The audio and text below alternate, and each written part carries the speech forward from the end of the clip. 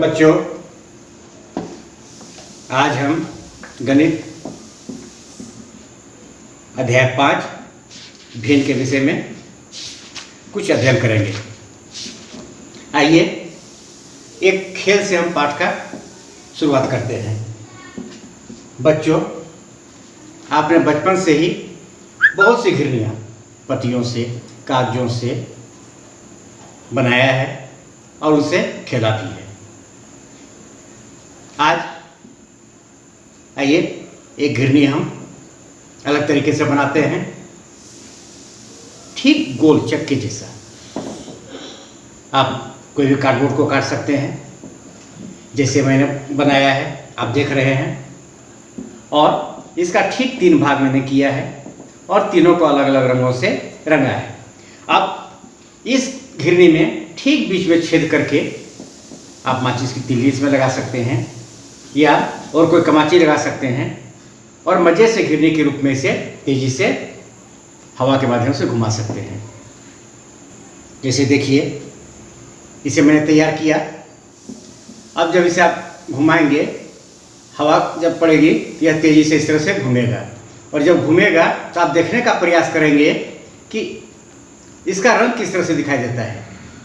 आपको अपने इस वीडियो में बगल में दिखाई दे रहा होगा, यह चक्री गोल गोल घूम रही है। आप इसके रंग को देखने का प्रयास करें, क्या इसके रंग में कोई अंतर हो रहा है? क्या एक मजेदार खेल है। अब इस पर, इस चक्री पर, इसे आप कितनी चक्रियां कहेंगे? सीधी सी बात है, मेरे हाथ में एक है, आप एक कहेंगे। बच्चों, इसे कितने रंगों से रंगा गया है समझने का प्रयास करें। चक्री है, इसे इस तरह से 3 भागों में बांटा गया है। 3 अलग रंगों में इसे रंगा गया है। अगर आपसे पूछा जाए कि इसी एक भाग को आप क्या कहेंगे? अगर इसी में पूछा जाए कि हरे रंग से रंगे हुए भाग को आप क्या बोलेंगे?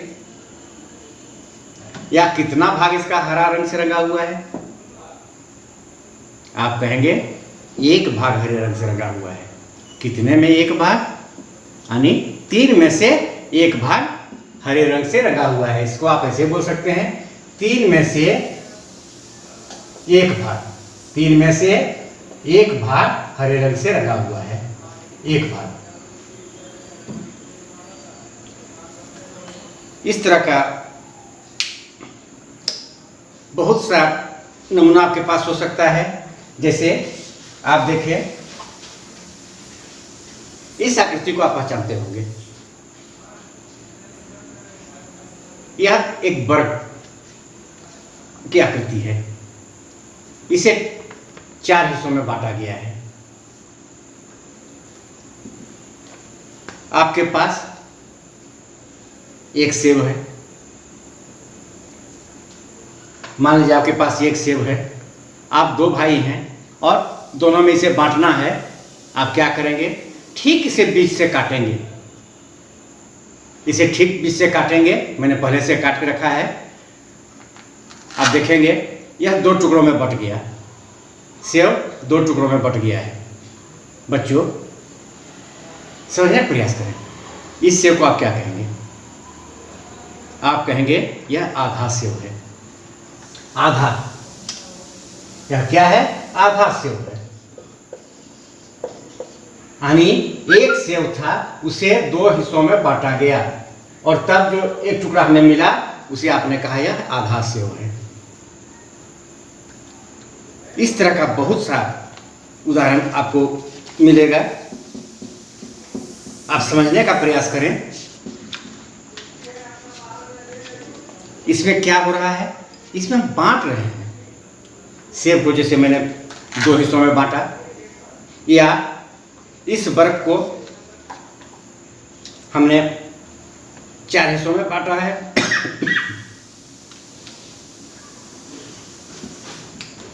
या इस चक्री को रंगों के माध्यम से हमने 3 हिस्सों में बांटा है।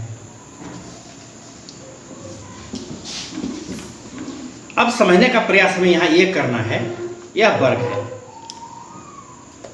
इसके आकार को आप देखें, और एक वर्ग में और दिखा रहा हूं, आप इसके आकार को भी देखें। क्या दोनों समान हैं बच्चों? दोनों वर्ग समान हैं। आप देख रहे होंगे मैंने दोनों को मिला दिया है। और कोई भी दो वस्तु जब होती है तो जब उससे हमको समझना पड़ता है कि यह बराबर है कि नहीं, हम क्या करते हैं, दोनों को आपस में मिलाने का प्रयास करते हैं, आकार को उसका देखने का प्रयास करते हैं, या दोनों बराबर है। आप देखें इस वर्ग को 4 हिस्सों में बांटा गया है। तरीका किस तरह है आप देख रहे हैं। इस वर्ग को भी 4 हिस्सों में बांटा गया है। तरीका किस तरह है आप देख रहे हैं। अब अगर इसमें से एक हिस्से को आपको कहा जाए कि एक हिस्से को आप रंगें, आप इस पूरे वर्ग में से कितने भाग को रंगेंगे? या इसमें से एक हिस्से को रंगने के लिए कहा जाए तो इस वर्ग में से कितने हिस्से को आप रंगेंगे? बच्चों यही भिन्न है। भिन्न, आप भाग जानते हैं। भाग का मतलब क्या होता है? भाग का मतलब क्या होता है? बांटना। आप के पास अगर 10 पेंसिलें हैं या 10 टॉफियां हैं और आप उन्हें अपने 5 मित्रों में बांटना चाहते हैं तो आप क्या करते हैं? 10 को 5 से भाग देते हैं। आप देखते हैं कि प्रत्येक को हम 2-2 टॉफी दे सकते हैं। भिन्न भी लगभग वही चीज है। आपको दिखने में पाठ कठिन लगेगा लेकिन पाठ कठिन नहीं है। जैसे मैंने इस वर्ग को 4 भागों में बांटा तो हम कह सकते हैं, ऐसे इसको कर सकते हैं कि यह क्या है? 4 है। यह वर्ग जो हमें 1 दिखाई दे रहा था इसे हमने 4 भागों में बांट दिया, इसलिए इसे अब कह सकते हैं कि यह 4 है। और 4 में से अगर एक भाग को मैंने हाथ रखा है, मान लीजिए एक भाग को हम रंगते हैं, एक भाग को रंगते हैं और आपसे पूछा जाता है कि बताइए आपने कितने भाग को रंगा है, तो आप कह सकते हैं कि हमने 4 में से एक भाग को रंगा है। 4 में से एक भाग को हमने रंगा है और इसे हम लोग 1/4 कह के पढ़ते हैं। यही भिन्न है। मतलब एक पूरे में से उसका कुछ हिस्सा, जो पूरा भाग होता है उसे हम नीचे लिखते हैं और जो उस पूरे में से जितना हिस्सा हम ले रहे हैं उसे ऊपर लिखते हैं। ऊपर जो लिखा जाता है उसे अंश बोला जाता है। ऊपर जो लिखा जाता है उसे अंश बोला जाता है और नीचे जो लिखा जाता है उसे हर बोला जाता है। बहुत सारी तस्वीरें आपके पास हैं, आप देख के समझने का प्रयास करें। बांटने का बहुत तरीका हो सकता है। वर्ग की बात मैंने की, एक तरीका था आपने 4 हिस्सों में बांटने का, ये देखा। एक तरीका यह हो सकता है, इस तरीके से भी आप 4 हिस्सों में बांट सकते हैं। बच्चों समझने का प्रयास करें। चारों हिस्सा बराबर है, कोई कम अधिक नहीं है, इसमें भी चारों हिस्से बराबर है। बांटने का तरीका यही है कि प्रत्येक हिस्सा बराबर हो। और तरीका इसका हो सकता है, आपने बांटने का 3 तरीका देखा वर्ग को बांटने का। आप इस तरह से कागज पर अपने घरों में भी बना सकते हैं एक वर्ग इस तरह से, और आप प्रयास करें कुछ अलग तरीके से इस वर्ग को 4 हिस्सों में बांटने का। आपको अपनी पुस्तक से भी इसकी मदद मिलेगी। यह है भिन्न। अगर इसी में से आपको बोला जाता है कि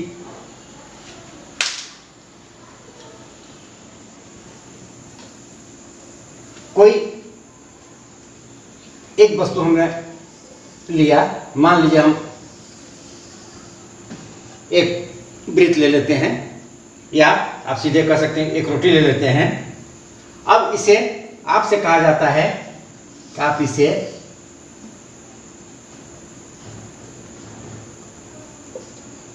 छह भागों में बांटिए। हमने इसे 6 भागों में बांट दिया है। अब आपसे अगर कहा जाए इसके 2 भागों को आप रंगिए, हमने इसके दो भागों को रंग दिया, हमने इसके दो भागों को रंग दिया है। अब आपसे पूछा जाएगा कि इसे आप क्या पढ़ेंगे। बच्चों, कुल कितने भाग थे? 6। आपने कितने भागों को रंगा है? 2। इसे हम 2/6 करके पढ़ सकते हैं। मैं समझता हूं भिन्न क्या है यह आपके समझ में आ गया होगा। एक पूरे भाग में से एक पूरे वस्तु को या संख्या को जब हम कई भागों में बांटते हैं और उसमें से कुछ हिस्से को लेते हैं तो यह भिन्न कहलाता है। जितने भाग में हम बांटते हैं वह नीचे लिखा जाता है, जिसे हम लोग हर बोलते हैं, और जितना हिस्सा हम ले रहे हैं वह ऊपर लिखा जाता है, जिसे हम अंश बोलते हैं। आपके पाठ में बहुत सारी तस्वीरें दी हुई हैं, आपको वीडियो में भी बहुत सारी तस्वीरें दिखाई देंगे, उसे भी देख के आप समझने का प्रयास करेंगे। अब हम इसी पर कुछ पैटर्न्स भी आपके किताब में हैं जिनमें आपको रंग भरने के लिए कहा गया है। उसमें कुछ जो तस्वीर दिए गए हैं उनमें 10 भाग किए हुए हैं, किसी में 15 भाग किया हुआ है, किसी में 16 भाग किया हुआ है, और उसमें से आपको भिन्न लिखा हुआ है और आपसे कहा जा रहा है कि भिन्न को देखकर उतने हिस्से को आप रंगें। जैसे बच्चों, अगर इसी तस्वीर में आपको तस्वीर दे दी गई है, अगर इसे बराबर 12 भागों में बांट दिया गया है, आप गिनेंगे 1 2 3 4 5 6 7 8 9 10 11 12, ये 12 भाग में बटा हुआ है। अब अगर आपसे कहा जाए कि इस आकृति के 5/12 भाग को आप रंगिए, आप क्या करेंगे? कुल 12 है, अब इसमें से हमें लगातार 5 भाग गिनना है। 1 2 3 4 5, कहीं से भी लगातार 5 भाग को गिन के हम रंग देंगे और हमारा जवाब खड़ा हो गया। इस तरह के बहुत से प्रश्न आपके किताब में हैं, आप उन्हें हल करने का प्रयास करेंगे। पाठ में आपको कुछ प्रश्न दिए गए हैं, जैसे कुछ वस्तुएं आपके पास हैं, और अगर आपसे कहा जाए उनका 1/2 निकालिए, या कुछ वस्तुएं हैं कहा जाए उनका 1/3 निकालिए, 1/4 निकालिए, 1/5 निकालिए, आप 3/5 निकालिए, आप क्या करेंगे? अगर वस्तु दी हुई है 20 वस्तु दी हुई है और कहा जा रहा है कि इसका 1/2 निकालिए या 1/4 निकालिए या 3/5 निकालिए, क्या करेंगे? इस पूरे वस्तु को हम इससे सीधे गुना करेंगे। किस तरह से? जैसे 20 है, 20 गुना 1/2, यह बटा का मतलब होता है भाग, इसको हम लोग ऐसे यहाँ करेंगे, 2 है 10 गया, या बचेगा 10 वस्तु। या 1/4 निकालना है तो उसी तरह से 1/4 निकालेंगे, या 3/5 निकालना है, 3/5 निकालना है तो हम क्या करेंगे? इसको नीचे से ऊपर को भाग दिए और फिर ऊपर को गुना किए।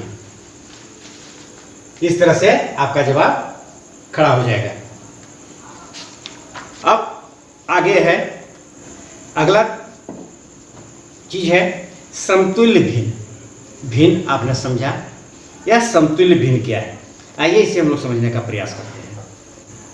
बच्चों, आप हमारे हाथ में एक वृत्त देख रहे हैं। इस वृत्त का आधा भाग हमने रंग दिया है, यानी 2 भागों में से एक भाग हमने रंगा है। इसे हम क्या लिखेंगे? हमने 2 भागों में से एक भाग को रंगा है, इसे हम 1/2 लिख सकते हैं या लिखेंगे ही। आगे एक और वृत्त हमारे हाथ में है, इसके कुल 6 भागों में से 1 2 3 4 5 6, इसमें 6 भाग हैं। इस 6 में से हमने 3 भाग को रंगा है, 1 2 3 भागों को हमने रंग दिया है। इसे आप क्या कहेंगे? कुल इसमें कितने भाग हैं? कुल इसमें 6 भाग थे और इसमें से हम 3 भाग को रंग चुके हैं। उसी तरह का एक यह भी है, इसमें कुल 6 में से 3 को रंगा गया है। अब यह एक और वृत्त है हमारे हाथ में, जिसका हमने कुल 12 भाग किया है। 12 में से हमने 6 को रंगा है। इसे आप क्या लिखेंगे? आप लिखेंगे कि 12 में से 6 को हमने रंगा है, जिसे आप क्या लिखेंगे? 6/12। बच्चों, अब हमें यहाँ समझना है, इन तीनों वृत्तों को देखकर हमने दिखाया, एक वृत्त यह है आपके सामने, एक यह हमने दिखाया और एक यह।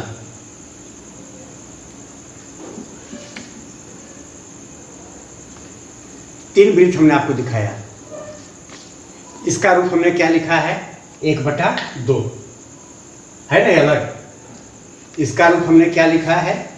3/6। और इसका रूप हमने क्या लिखा है? 6/12। बच्चों, तीनों तस्वीरों को आप देखने का प्रयास करें, पुनः याद करें। इसे आप देखें ध्यान से, फिर इसे आप देखें ध्यान से, और फिर इसे आप ध्यान से देखें। आपको कुछ अंतर दिखाई दे रहा है? अब इसे समझने का प्रयास करते हैं। देखिए मैं क्या कर रहा हूं।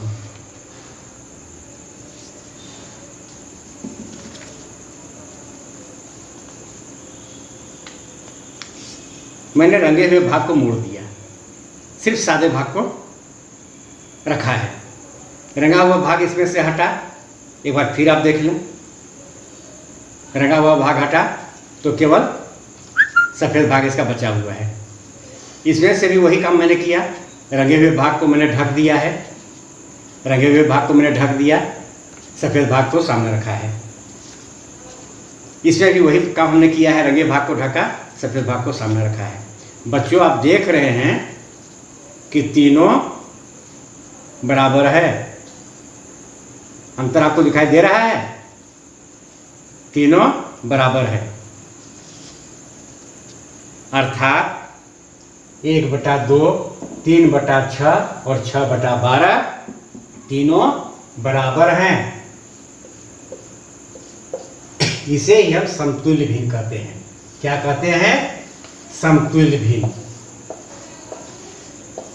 कि देखने में अलग रहे लेकिन उसका मान बराबर हो। समतुल्य भिन्न निकालने का बहुत तरीका होता है। जैसे आपको अगर लिखा जाए, आपको दिया गया 1 भिन्न 2/3 और आपसे कहा जाएगा कि इसके समतुल्य में और आप 3 भिन्न लिखें। आप क्या करेंगे? इसका तरीका है, बहुत सरल तरीका है।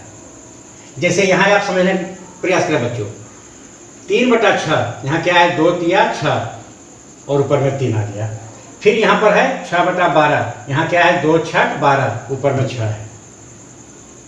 यानी क्या है कि इस भिन्न को यहाँ पर 3 से ऊपर और नीचे दोनों जगह गुना किया गया है। इसी भिन्न को यहाँ पर 6 से ऊपर और नीचे गुना किया गया है। वही काम आपको यहाँ करना है। अगर पहला भिन्न आपको निकालना है तो मान लीजिए इसको हम ऊपर भी 2 से गुना कर दिए, नीचे भी 2 से गुना कर दिए, यह हो जाएगा 4/6। और इसका आगे हमको निकालना है तो ऊपर भी हम 3 से गुना कर देंगे, नीचे भी 3 से गुना कर देंगे, 3 दूनी 6/9। और आगे निकालना है तो ऊपर भी हम 4 से गुना किए, नीचे भी 4 से गुना करेंगे, 4 दूनी 8 और 4 तिया 12। इस तरह से आप आगे बहुत सारा भिन्न समतुल्य भिन्न इसका निकाल सकते हैं। शर्त क्या है कि अंश और हर दोनों को एक ही संख्या से गुना करना है। आपको बहुत सरलता से बात समझ में आई होगी, इसमें आपको दिक्कत नहीं होनी चाहिए। पाठ में बहुत सारे प्रश्न हैं, आप उन्हें हल करेंगे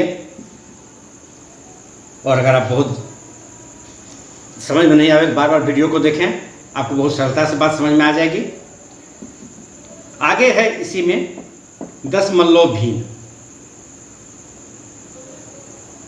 दशमलव भिन्न यह क्या है? बच्चों, अभी तक जितना भी हिस्सा मैंने किया, भिन्न में मैंने क्या किया था? हिस्सा बांट रहा था। एक वस्तु को कई भागों में बांटकर उसके कुछ हिस्सों को हम ले रहे थे। अगर किसी वस्तु को 100 बराबर भागों में बांटा जाए, जैसे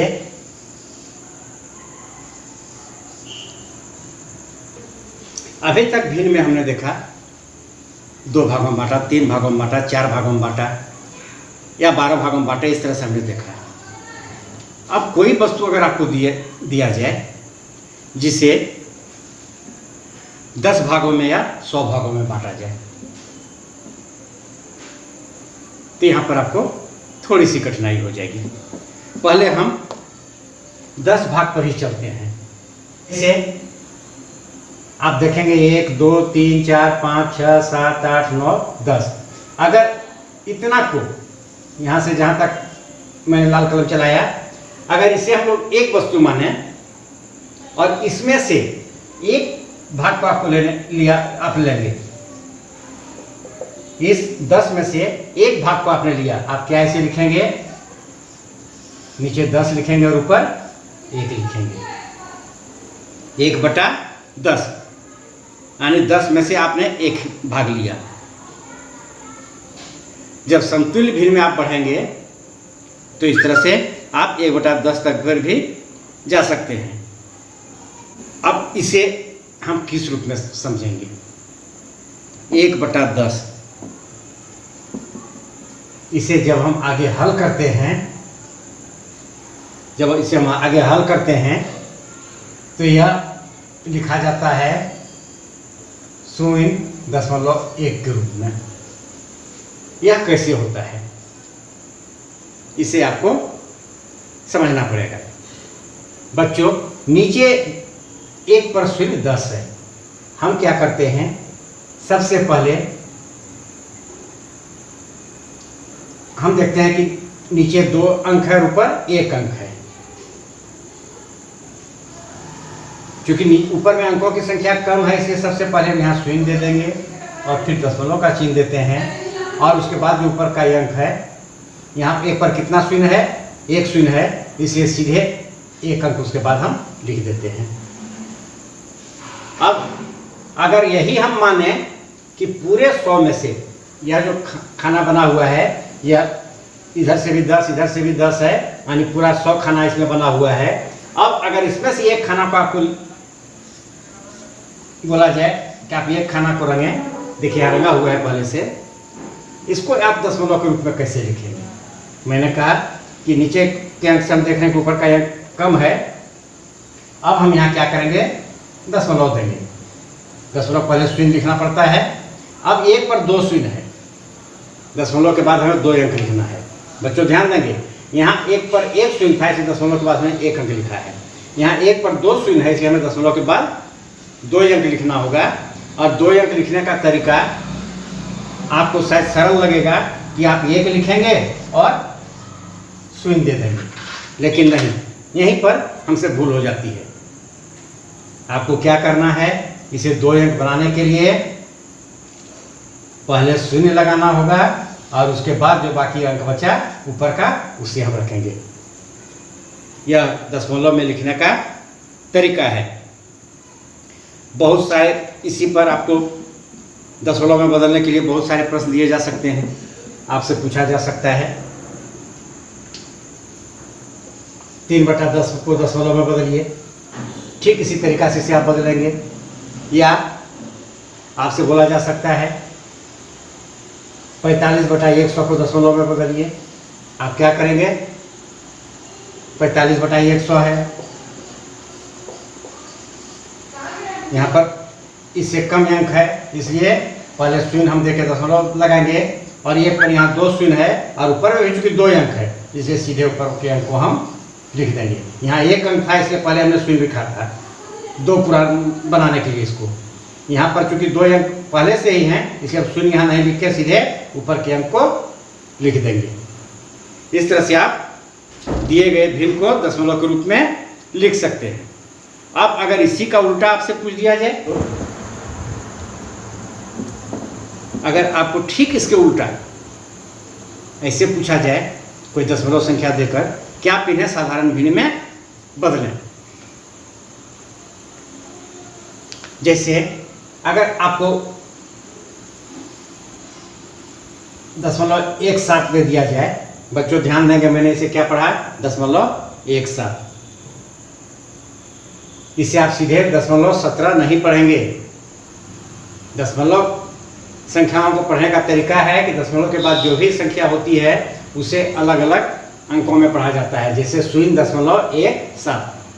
अब इसे अगर आपको साधारण भिन्न में बदलने के लिए कहा जाए तो आप क्या करेंगे? जो तरीका आपने भिन्न को दशमलव में बदलने के लिए किया था, ठीक उसी का उल्टा यहाँ पर आपको चलना है। कैसे? दशमलव पहले जो शून्य है उसका आपको कुछ नहीं करना है। अगर यहाँ कोई अंक होता तब उस पर हम विचार करते। यहाँ कोई अंक नहीं है, शून्य है, इसलिए इस पर कोई विचार हम नहीं करेंगे। दशमलव के बाद क्या है? दशमलव के बाद 17 है। अब देखिए मैं इसे 17 पढ़ रहा हूँ इसलिए कि अब यहाँ पर दशमलव नहीं है। अब आपको क्या करना है, यहाँ पर जो दशमलव था उसके बदले 1 आपको लिखना है। दशमलव के बदले आपको 1 लिखना है और दशमलव के बाद कितने अंक हैं? 2 अंक हैं। यह आपका साधारण भिन्न में बदल गया। बहुत आसानी से इसे आपने समझा होगा, आपको कठिनाई नहीं होनी चाहिए।